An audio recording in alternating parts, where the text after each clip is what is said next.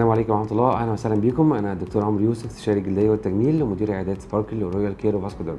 النهارده هنتكلم عن حاجة مهمة جدا وهي الفيشيال كلانسر أو غسول البشرة. من الحاجات اللي أصبحت أساسية دلوقتي في كل روتين هي الغسول. بيبقى دايما يتم استخدامه الصبح وبالليل. أول ما نصحى من النوم بنغسل وشنا بحركات دائرية بالكلانسر لمدة دقيقة لدقيقتين، وبعد كده بنغسله وبنستنى 10 دقايق قبل ما نحط أي حاجة تانية.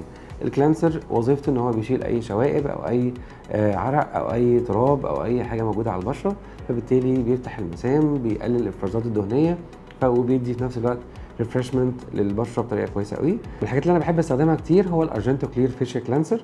ده غسول البشره محترم جدا، بينفع لكل انواع البشره، ما بينشفش البشره، بيشتغل على الافرازات الدهنيه، بيشتغل على بيعمل تفتيح، بيعالج المسام الواسعه، في نفس الوقت ان هو امن جدا للاستخدام. ممكن نستخدمه الصبح وبالليل او ما نصحى من النوم، نفكه لمده دقيقه وبعدين نغسله. الريزلتس بتاعته مميزه جدا وقويه جدا، وانا بنصح اي حد عايز غسول كويس يجيب معاه ريزلتس كويسه جدا، بنصحه انه يستخدم الارجنتو فيشيال كلانسر. شكرا جزيلا.